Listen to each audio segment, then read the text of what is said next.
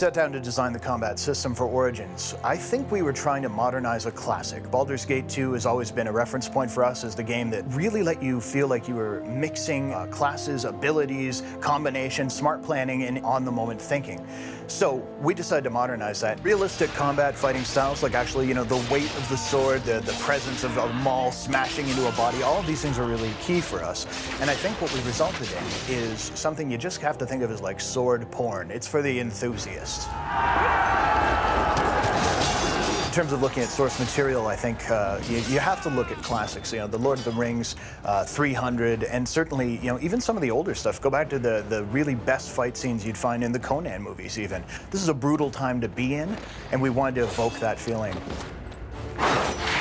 What we wanted to achieve was the sense that you could be both the general lieutenant, that kind of commander role, as well as the guy just leading the charge. So we've put together several systems, including a tactics system that lets you fully control the AI of your characters, and of course just smart reactions to the way the enemies occur. So you kind of have that moment where you plan. You see the enemy, you're thinking like, how do I enact this grand strategy to make these characters do as much friggin' damage as I can? And then once you charge in there, the battle's just a swirling melee. You've got positioning, moving your rogues around behind so they're just jamming their swords into kidneys. You have your warriors just holding that line, and your mages kind of holding the back line, just raining death upon your foes. So it's very in your face once you're engaged, but you always have that little moment just before where you go, oh, I know what's coming, and here's my plan. Often what you'll want to do is deal with the strategic impact of the equipment and the talents that you've chosen. So you want to try and mix your characters for maximum effectiveness. All characters have a sense of whether they're being flanked or whether the character's directly behind them. There's direct bonuses to everyone who's making attacks from those kind of harder to defend arcs. Even the sense of, you know, what weapon, what side are you using can affect things like sweeping attacks when you're swinging double weapons. You can certainly use barricades, walls, things like that to block incoming enemy fire, so you can actually make advances carefully under cover. And then things like elevation really do play into the mechanics as well. Even what you wear affects the tactics you're going to employ in Dragon Age Origins. The heaviest armors in the game are going to protect you, but at the same time, they're going to slow you down. You're going to be fatigued just by wearing them, so you won't be able to pull off as many special moves. Finishing moves are the way that we've managed to basically imply that the combat has a momentum.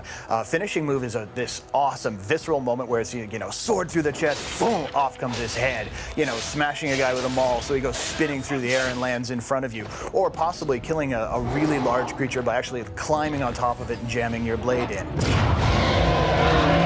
We had some stunt actors from the movie 300, like doing some cool swings, cool death blow moves. And it's not just about flash. As you wear your opponents down, the game is dynamically adjusting the incidence of these happening. We are essentially rewarding your combat dominance. As your opponents are worn down, their morale's starting to break, and you are just crushing them on the battlefield, you'll notice that your characters are finishing them with far more frequency. More heads come off, more chests are pierced. It's pretty fantastic. Designing combat isn't just about, you know, rules and a couple of animations. It's about the entire experience, as far as I'm concerned. When a player comes out of a combat, what I really want is that sense of tension, and then that release of, man, look at what I just pulled off. That sense of orchestrating something. I don't want to make a game that just softballs and you're like, oh yeah, I killed that guy again. No, I want you to feel challenged and like you were rewarded for playing smart. For me, one of the most exciting parts, I think, will be the war stories. You know, the forum posts, the water coolers. People even on the team are already discussing ways they dealt with boss X.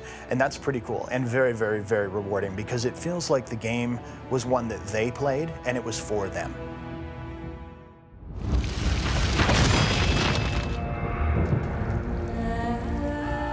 Dragon Age is a big game. And while that's a great value for the consumer, it's a giant pain in the ass. There was a lot of long nights, there was a lot of hard crunch, but I mean, when you're working on something that you love, you don't really mind so much. Working with our team was awesome. I mean, everybody put in 110%. It was big. At our peak, we were around 150 people, but we really came together as a team. And it doesn't really matter anymore if you're a programmer or you're an artist. It just matters that you want to make the best thing possible. I think one of the greatest challenges was understanding that our audience has grown up. The industry as a whole is older. It's not this thing relegated to kids anymore. And understanding that what we almost had was a mandate to make sure that the game had punch. In some ways, we felt like we were out to prove ourselves as not only a team but as a company again. And I don't know, that was something that was very exciting. Dragon Age is a funny game in some respects because it's something that you're not going to understand the breadth of it and the scope of the world until you sit down and you actually find yourself in the middle of it, and then you'll be like, wow, there's so much here. Dragon Age is a universe that has a story that spans thousands of years. Dragon Age Origins takes place over maybe a year, maybe 2 years at most, depending on how exactly you're playing it. So as you can imagine, there's hundreds and hundreds of additional stories to tell in this same space. And I think you're going to see a lot more coming from us soon.